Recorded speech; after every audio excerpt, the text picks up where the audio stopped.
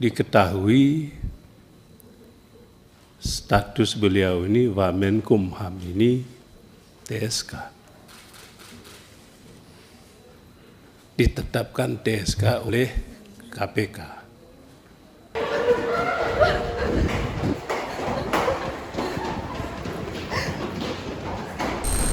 Kali ini cerita gue adalah soal kemunculan seorang tersangka di ruang rapat kerja DPR, yaitu Wakil Menteri Hukum dan HAM Edy Hiaric. Hari itu gempar nggak cuma karena kemunculan Prof. Edy setelah jadi tersangka, tapi juga karena kepulangannya setelah rapat kerja DPR itu nggak terpantau sama sekali sama wartawan.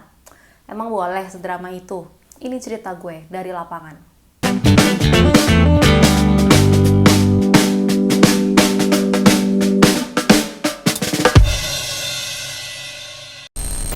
Jadi hari itu, Selasa 21 November 2023, ada rapat kerja Komisi 3 DPR bersama dengan Kementerian Hukum dan HAM.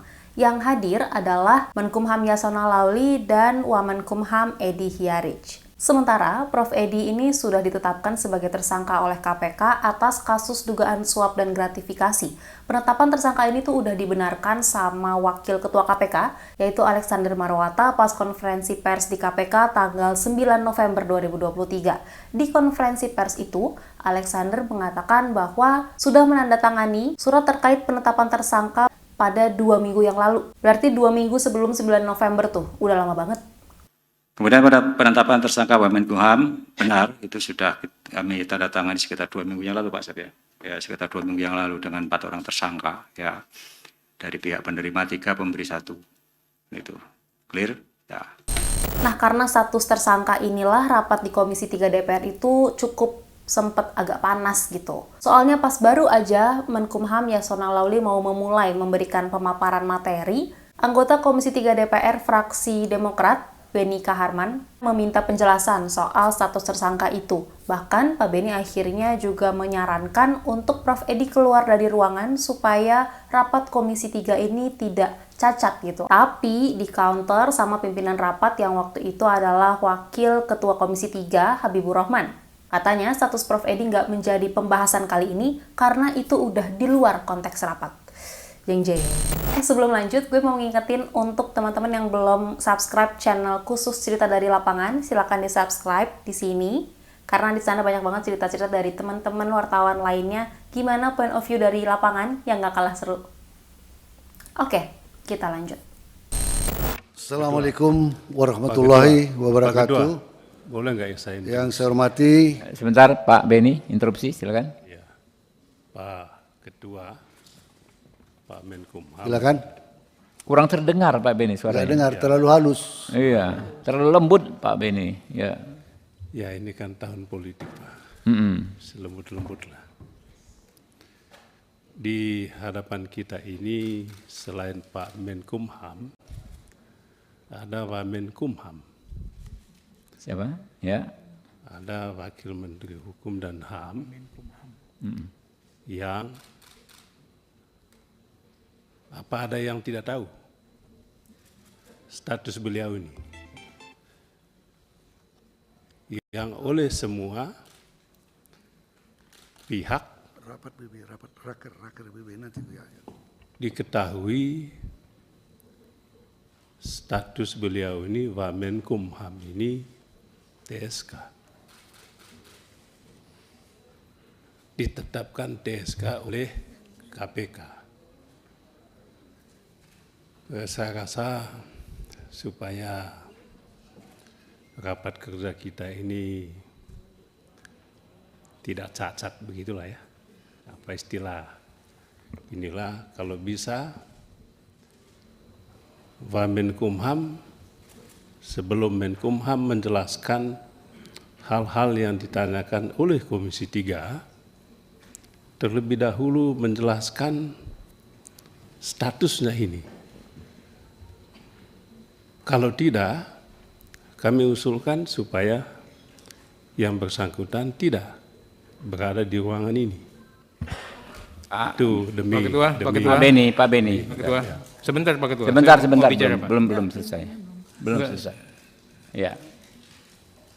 Oleh sebab itu kami mohon Dipersingkat saja Pak Beni. Ada Poinnya ada kami clearance sudah. dulu lah soal itu ya. Jadi gini, Itu saja. Pak Terima kasih. Beni ya, silahkan Pak Beni nanti ada kesempatan berbicara menyampaikan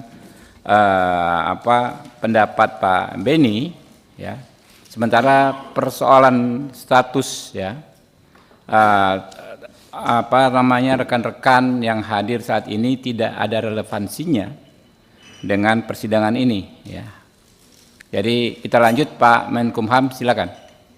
Rapat pun berlanjut, tapi gue dan teman-teman media di sana juga semakin penasaran nih. Jadi kita mantau rapatnya ini dari luar ruangan, dari live streaming YouTube-nya, dan kita tuh pengen tahu juga gimana tanggapan dari Prof. Edi sendiri tentang status tersangkanya itu. Karena sampai saat ini belum ada statement apapun dari Prof. Edi terkait kasus dugaan suap dan gratifikasi yang menjeratnya itu. Yang lebih menarik perhatian gue lagi adalah ekspresi Prof. Edi di dalam rapat, apalagi pas Pak Beni nanya soal status tersangkanya itu, yang masih bisa kelihatan senyum dan santai. Wah, nggak kebayang sih perasaan sebenarnya tuh kayak gimana ya? Saya rasa supaya rapat kerja kita ini tidak cacat begitulah ya. Apa istilah? Inilah kalau bisa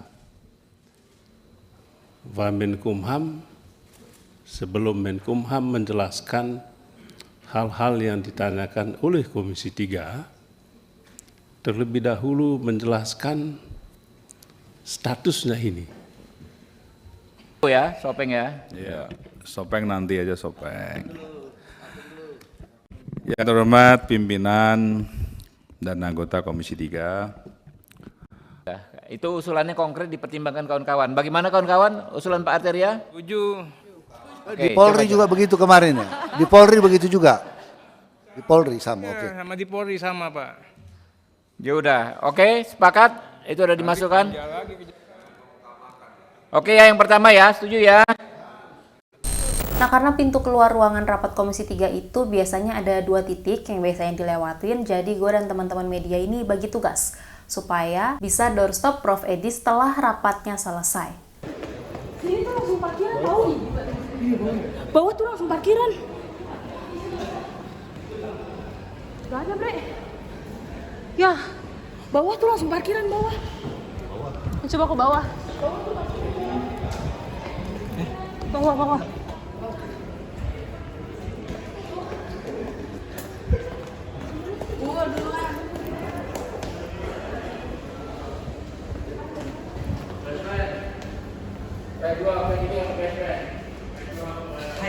Ini.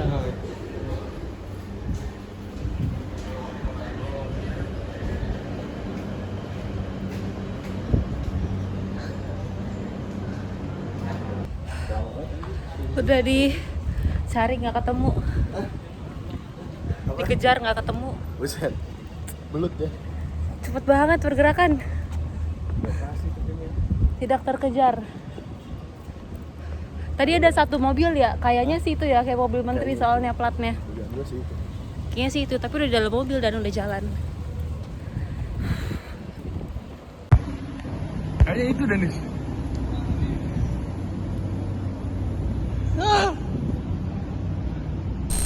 Jadi ternyata Prof. Edi ini keluar lewat pintu yang nggak biasanya sebenarnya untuk dilewatin sama tamu atau mitra lembaga gitu ya, yang rapat di DPR. Jadi pintunya tuh kayak kecil dan langsung terhubung ke basement gitu.